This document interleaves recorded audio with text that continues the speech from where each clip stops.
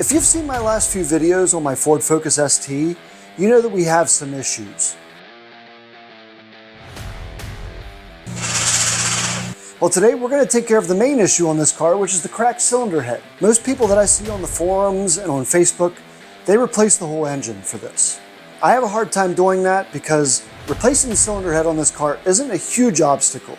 And I already know that this car runs well, so I don't want to take a gamble on a used engine. Let's not waste any time and let's get right into it.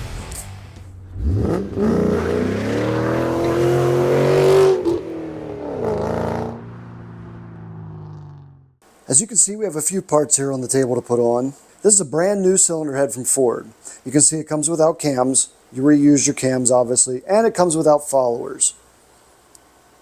I also have a brand new timing set with guides and chains. New cylinder head bolts, because these are torque to yield bolts. You do not reuse them. Do not reuse your cylinder head bolts. They are torque to yield, which means they are stretch bolts. And you will snap them off if you reuse them. We have friction washers for the crank. We have friction washers for the cams, which we probably won't be using because I will not be taking the cams apart. We have a valve cover gasket set, and we have a Mahle MLS head gasket for this car. MLS stands for multi-layered steel, which in my opinion is a better sealing gasket for cylinder heads. Okay, a little bit on these friction washers. The crankshaft and the camshafts on this engine are not keyed. They rely on these friction washers that are driven by the gear, which means the gear on the crankshaft will actually free spin without these friction washers. The camshaft is the same way, it is not keyed, so the adjusters would spin on the cams themselves without the friction washers. You must always, at a minimum, replace your crankshaft friction washer if you're doing your timing set. Now, if you're going to take your cam adjusters off for the variable valve timing, you're going to need those cam washers that I showed you as well. I'm not planning on taking those adjusters off. I'm not touching them. Now, I'm not a big fan of this design. It does work, but any opportunity for a crank gear to move on the crank itself is just going to spell trouble for an interference engine. But regardless of my beliefs, let's start removing some things so we can get the cylinder head out. Now, we're going to start by disconnecting the battery. We got our 13 mil for the ground wire. All right, we're going to take our cowl off to give us a little more room back in here.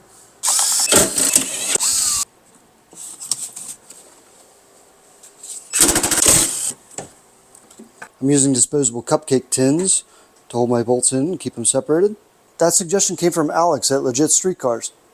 Thanks, Alex. We got our sound symposer tube up here, which I will be deleting.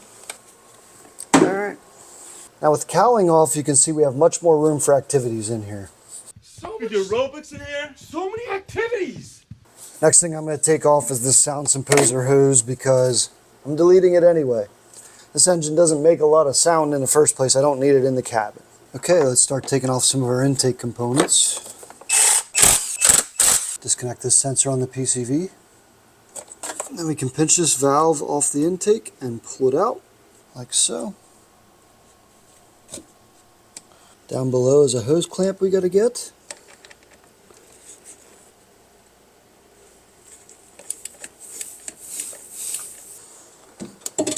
Alright, intake tubing off. We'll disconnect our mass airflow sensor. Get that off. Alright, we're going to get this intake box out now. It's held in with grommets, like so. You can see mine is actually broken. The other piece of it's here. I think we'll see if I can use my plastic welder to fix that up. We'll see. Now there's no real order you have to go in here, but the next step I'm going to take is to remove everything as much as I can off of the valve cover. I'm going to take the harnesses off the coil packs, take the coil packs out. I'm going to leave the spark plugs in just so we don't get junk down into the cylinder. Take these vacuum lines off here, undo the harnesses for our variable valve solenoids. Basically to take off anything I can just to clear off the top of the valve cover. I think my plan is to just lay this harness over then if I can. Don't forget to pull your red clips back on your coil packs. Then you can release the harnesses. 8mm, take our coil packs out.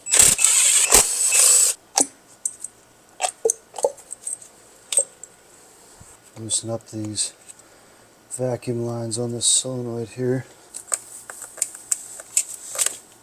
There we go. Get our clamps back on there just so we know where they're at. And there we go. We can just lay those back. Alright, those are out of the way. Now we have some harnesses here we need to disconnect. a few of them actually. There's that one. Okay, there's some wires that are around that are getting in the way. I'm just going to try to get this harness out of the way as much as possible. I may not be able to disconnect everything, at least at this point. So I'm going to take it off, take the harness off the studs here where it's held on, and see what's in our way to get the valve cover off. I have a harness here to disconnect. That's disconnected. Clip this out of here. So at this point, I don't think there's going to be much stopping us from getting our valve cover off. I'm going to take the rest of this PCV hose off of here. These squeeze to connect fittings are a pain in the ass, by the way. There we go. Found another harness to disconnect. That's super tight on there. It will come off. We just have to play with it. Sometimes if you push them in and then release the tab, it'll help bring them out. There we go. Oh, look, there's more. All right, so there's that side of the harness. Get that out of our way. I feel like I'm about ready to take the intake manifold off now. We can do our sound symposer delete while we have that off. Let's get the hose off the sound symposer down here. Snake this out of there. All right, we're gonna start cracking the intake manifold bolts loose.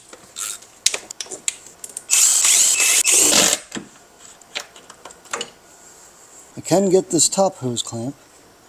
All right, there it is. With much fighting, the intake is out. And first glance, the gaskets all look pretty good. They're raised above the plastic, which is where they should be. So they probably seal good. We're gonna reuse them. I don't see any cuts or anything in them. All good. At this point, while I have this off, I can remove the sound symposer and delete that as well. All right, we're gonna get this cover that does absolutely nothing off of our fuel rail. Not even sure what its purpose is, to be honest. All right, at this point, we're gonna get our valve cover off.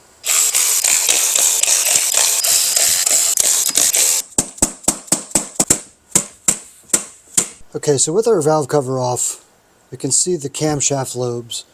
And what I'm seeing is actually beautiful. Like these camshaft lobes, there's virtually very little wear for 110,000 miles.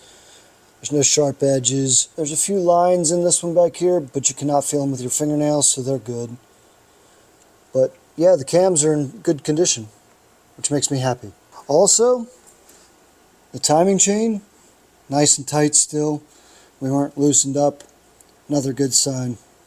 And this next step, I put safety glasses on just in case we get some splash here, but we're going to remove this high pressure fuel pump. We're going to loosen up this high pressure line here. Might get some fuel out of it. Yeah, there's some dripping there. And we'll loosen it up down here at the fuel rail as well. These are 17 millimeter. Just be careful here. You are working around gasoline and vapors. Loosen up at the fuel rail. We are leaking some fuel down here at the bottom of the rail. So basically the pressure's off. Let's crack our bolts off for the pump. As you notice, I'm not using power tools around this just because I do have fuel vapors. We don't need a fire in the garage. It's too hot for that. It's summertime. Alright. Fuel pump is out. And we're just going to stick it out of the way. Now, in case you're wondering what this pump is for, this is your high pressure fuel pump. It takes low pressure from the tank, uses a diaphragm here to pump up that is driven by the cam, and then it creates high pressure to the fuel injectors. So it's a pretty important piece. Next thing we're going to do is we're going to unbolt our coolant block here and separate it from the head because it's going to have to come off and take the head off. Still possible we have some fuel vapors around here, so we're going to stay with the hand tools at this point. Did you ever just want to take an engineer out and maybe in a field and just have a talk with them about why you did this? What are we going to do to not do this in the future?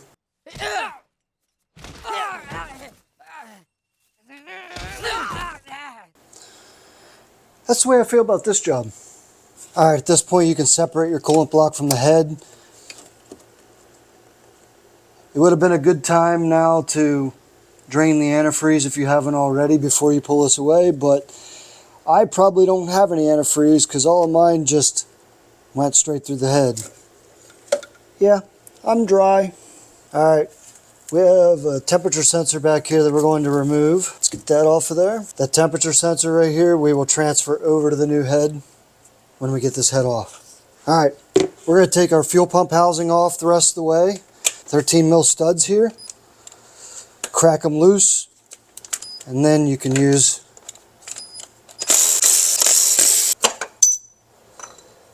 now be careful, there is a follower in here that rides on the cam lobe that pumps this up and down, so don't lose it. It will fall into the housing, but that's okay. Next we'll take this housing off. 8 millimeter. Now today we have some other things to do. We got to get our cams out so we can get the head off. We got to get the starter out so we can lock the flywheel. We got to get our timing cover off and the timing chain out. So yeah, we have some things to do yet before we can get this head off. All right, next thing we want to do is get this belt off of here, so we need to pull the tensioner forward. Now it was super cool of Ford to give you a 3/8 notch back here to put a ratchet in, but they didn't give you enough space to put the ratchet in. So we're doing something I don't really like to do, and that's putting it on the bolt for the pulley, pulling it forward, taking our belt off like so, letting it go. Now we can take the tensioner off, 10 mils. Tensioner's off. Alright, I'm going to leave the fuel rail on and take it off once I get the head off, because it doesn't really have to come off right now, but what you do got to do is remove your harnesses for the injectors. Okay, next we're going to start getting the starter out, and the first thing we're going to do is take this bracket off the back of the starter because there's studs there and it's holding the wiring on. We're not going to disconnect the starter, we're just going to undo the starter and let it lay. Alright, I didn't get to show you the bottom nut that was holding this bracket on because it was just a pain to get to and I needed both hands. But the next thing we're going to do now with that bracket off is get our starter out. I believe we're looking at 12 millimeters here. Okay, the starter is out, and let me just tell you, that is a pain in the ass. There also was something on the starter. I'm not sure what this is, but it's very brittle. I don't know if it was some kind of gasket, or if it was a shim, or what it was, but I need to look that up before I put this starter back on. But anyway, let's continue on. Alright, I finally figured it out by putting a punch in there, through the hole, and jamming it against the block.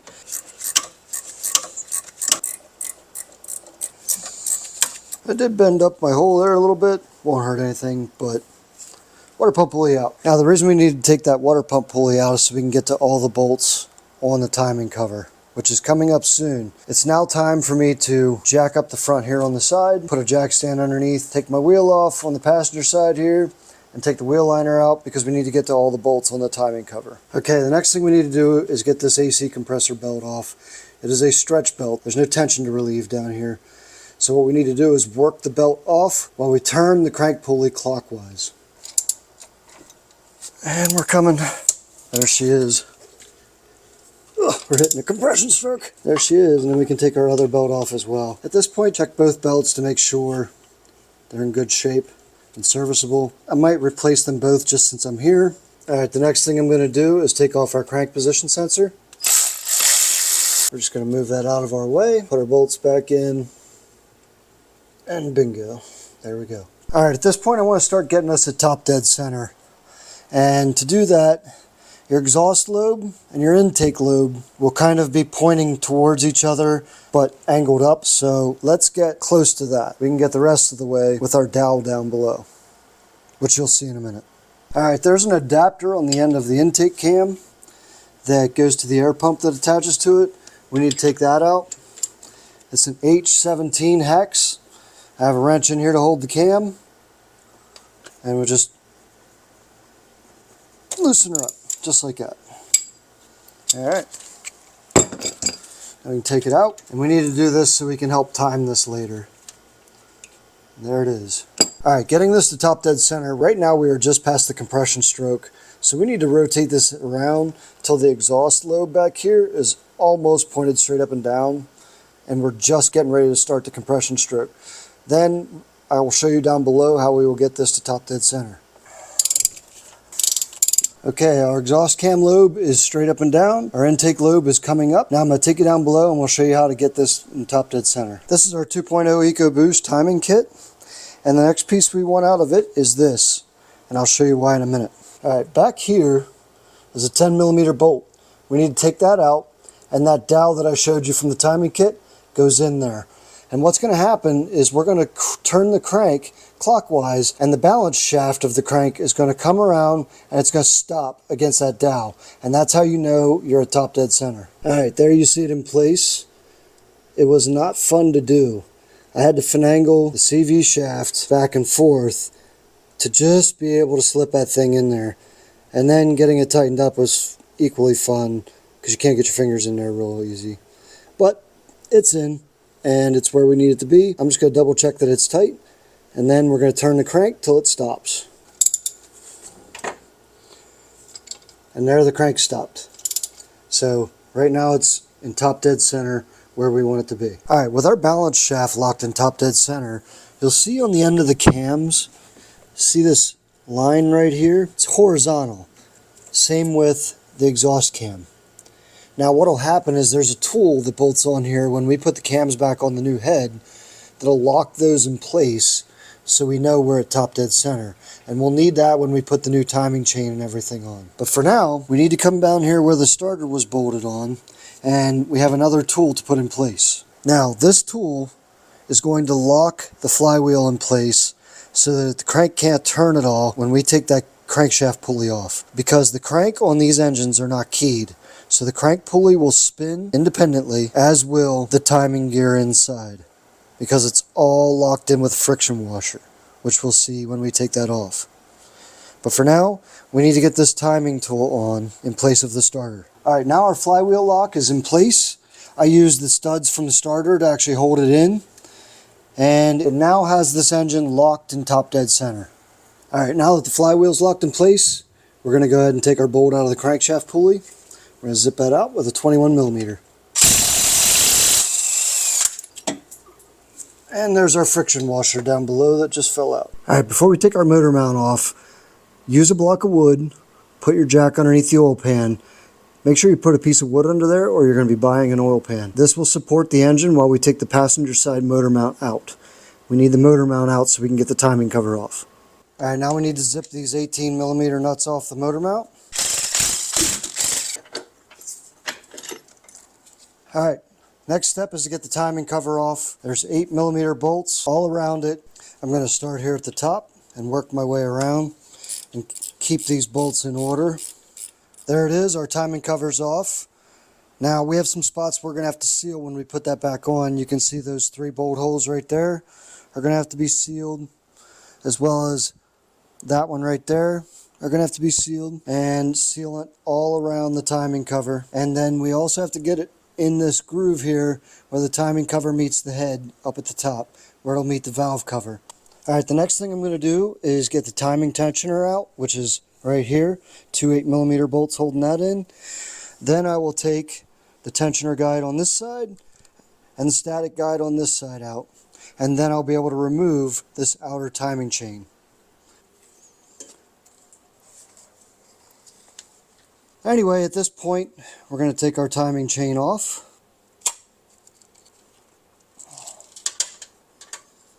There it is. Now don't worry at this point when your cam turns after you take the chain off, because the reason it did that, we're not locked in at the ends. Your cams have to come out to get the head off, so you're going to have to time them anyway, which is what we'll do when we get there to that point.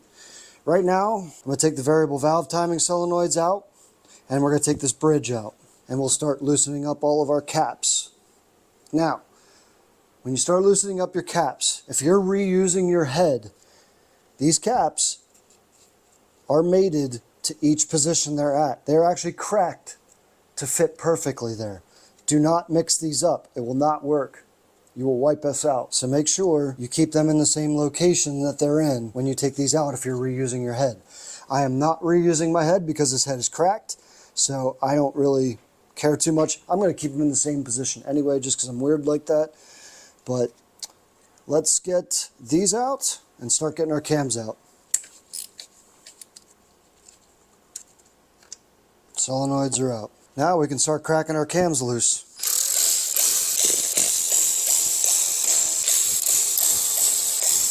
Out comes intake cam. And out comes exhaust cam. I forgot to take the turbo off the back. I do got to do that. If I remember right, these are 13 mils back here on the turbo. I'm just going to loosen up the nuts, holding the turbo on first, and then I'm going to take the studs out and just let this back away from the head a little bit. I'm going to leave the turbo and everything in place. Ugh. I did have these off not too long ago. Didn't realize I made them so tight. Okay, I had some difficulty with the head yesterday, and that was where the turbo mounted on. One of my studs is seized into the head, and I had a hard time getting the stud to release off of the turbo mount. So it's whatever, I got it off now.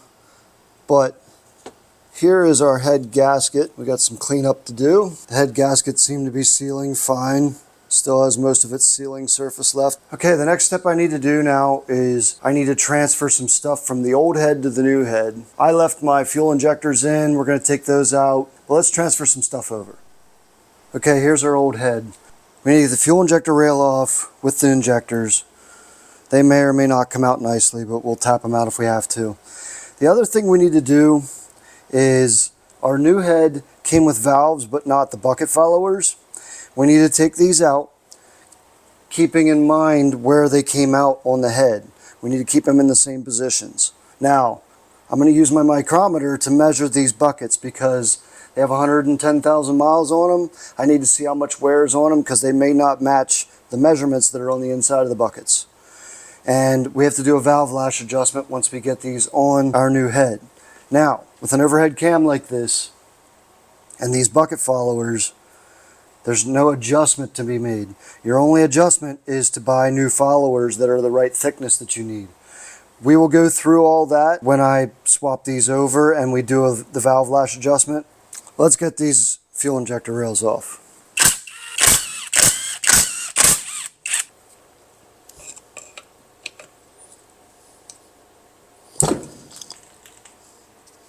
On the back side of the head, we have the temperature sensor back here, and we have our lifting eyes to change over, and really that's it for transferring over to the new head. One of the other things I want to do with this head too is I want to run my smoke machine through the coolant passages. I want to see where the crack was that was back here at the turbo mount.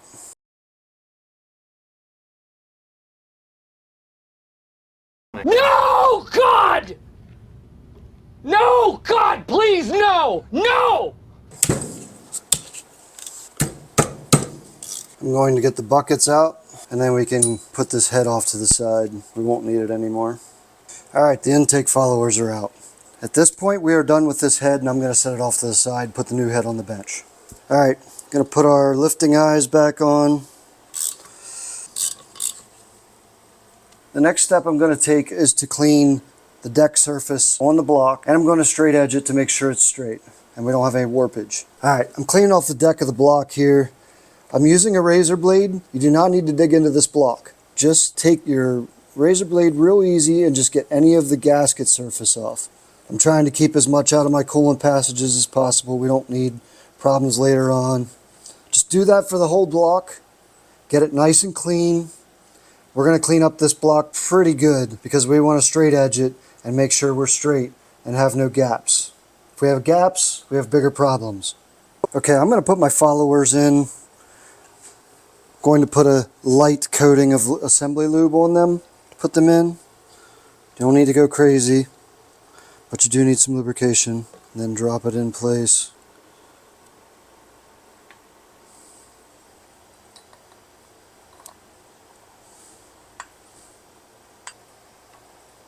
Now, I am going to go through and put a little bit of assembly lube on top of the followers so that the cam has something to ride on, and I'm going to lube the lobes of the cam as well, and my journals where the cam goes. Taking my caps off now, making sure to remember where they go. We're going to go one step further just to be on the safe side, and I'm numbering them. Now the excitement is starting to build for when I hear this engine run. I can't wait. I can't wait to dump coolant in, and it doesn't just dump out the exhaust. I have a great feeling about this engine. I know it runs well, and I just can't wait to see it at the end of this. But anyway, I'm going to stop my blabbering, and I'm going to put my cams in. Putting a little bit of assembly lube in our journals here.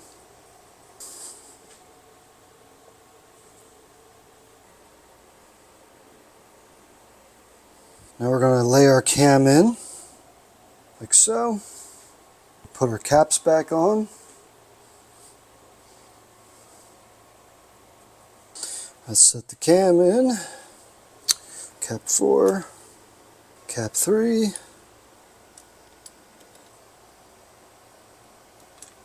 Now I'm just going to run these down lightly.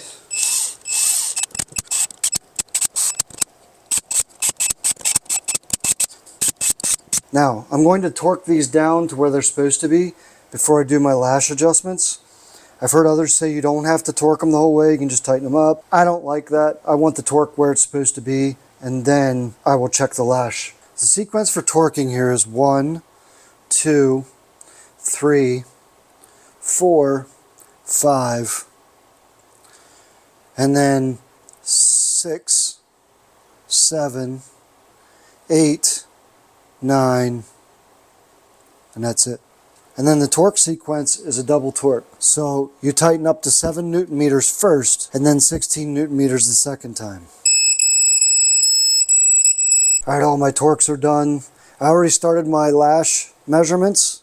Okay, let's pause here for a moment to show you the correct way to take a lash measurement on a dual overrated cam engine. You're going to rotate your cam, then you're going to use your feeler gauge to take a measurement between the follower and the bottom of the cam lobe. And that's it. That's how you check your lash.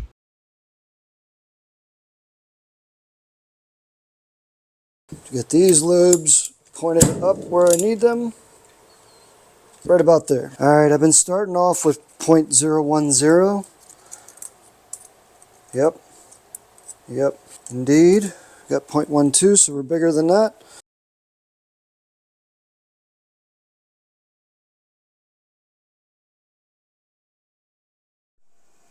Okay, we're ready for the first start now. I have the head back on. I have the motor completely back together. I don't have coolant in it. I only have oil right at the moment. I just want to make sure it runs without issue first, and then we'll put coolant in it.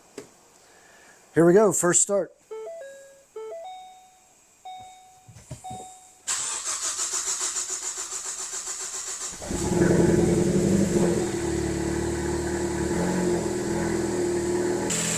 She sounds really good. Time to put coolant in it. Okay, so there's coolant back in the car now.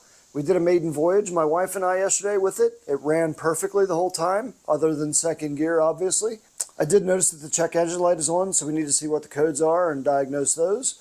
But the car's running perfect. I did put in a catch can on the reinstall. I didn't show that on the video because it's super easy and there's other videos out there on how to do it. The only thing I have to do now is figure out where I want to mount the can. And I also did a sound symposer delete, which is also out there. That is a very easy removal and modification that you can do. And it makes a little bit more room in the engine bay. So that's going to do it for this video. Please make sure you hit the like button, subscribe to my channel if you haven't already, and I'll see you next time where we're going to do a transmission in this car.